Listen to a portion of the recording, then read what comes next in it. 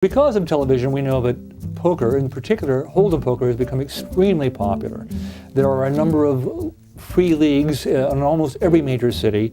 These are leagues in which you don't play for money so much as for points, and it's just a very popular game at this point.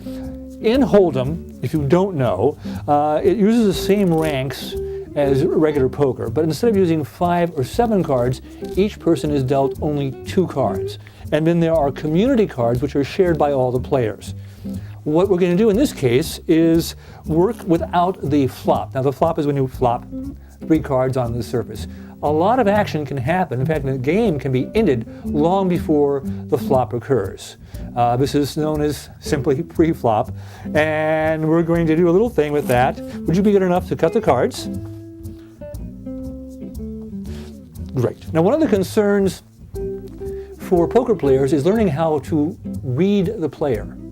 How to tell what they have by their body language, by the way they may talk, by how close they are to the table, how far away they are. And a good poker player can pick up a lot of information with that alone. But there's a second part of the information, which is how they bet. Now what's going to happen here is I'm going to deal you 2 cards, and you're going to determine whether or not you want to bet, check, or fold. Now fold means you don't want to play the cards at all.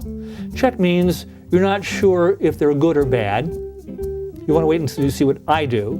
And bet means that you think they're good enough to bet on. Now there's one more little psychological thing. Some players will check a card when they know they're the strongest card to trap the other player. So you may want to check as a strategy to try and fool me, okay? But be honest, look at it. If you really don't want the cards, say fold.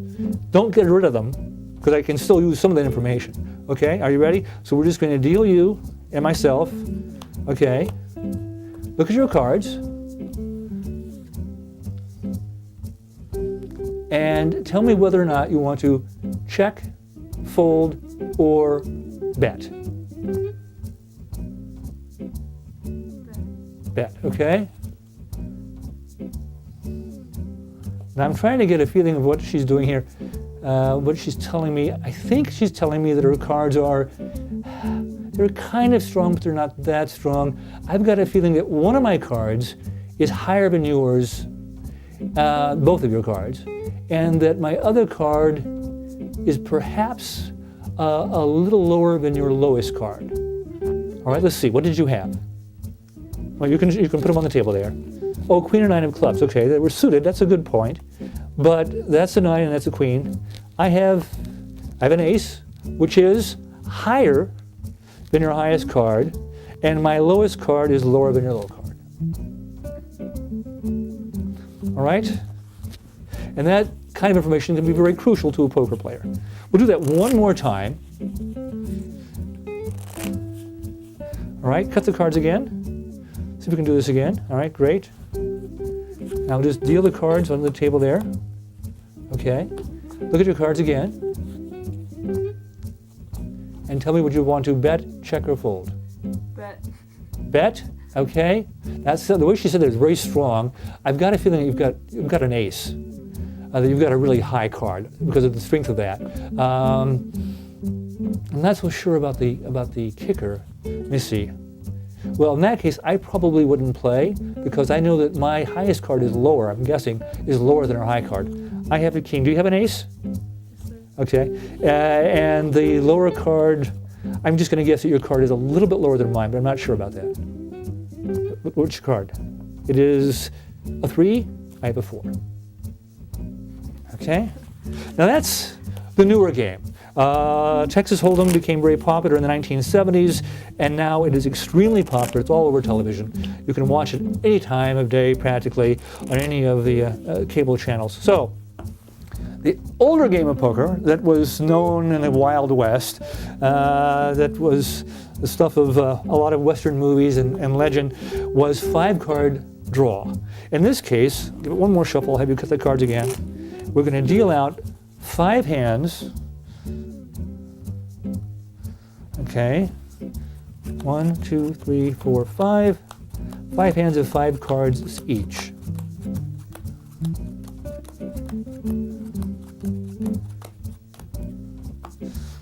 Which pile Which of the 5 hands do you want to look at? That one right there? Pick it up. Mix the cards up completely. All right? Now, mentally, don't remove it physically, but mentally choose one of those 5 cards. You got one? Now mix it up again. Mix the pile up again, the packet up again, and then place it back on the table.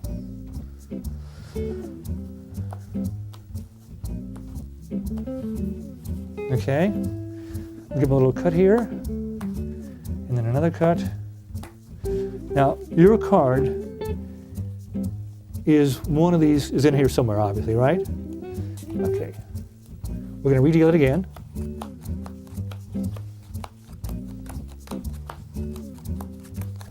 Until we have, of course, five piles, all right? Now what I'm going to do is I have absolutely no idea what your card is. Or where it is. So I'm going to hold up each packet, okay? And I'm going to ask you to tell me whether it's not in the packet or not, okay? And I'll do that fairly slowly. Is it here? It's not in this pile. Okay, we'll get rid of that pile. All right, same idea.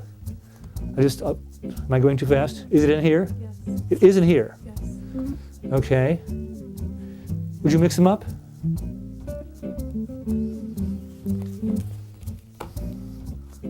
Okay. What was the card that you were thinking of? I'm really thinking, remember, you mixed them up, you shuffled them before you thought of a card, and then you shuffled it afterward. What was the name of the card you were thinking of? 3 of clubs. 3 of clubs. You ready?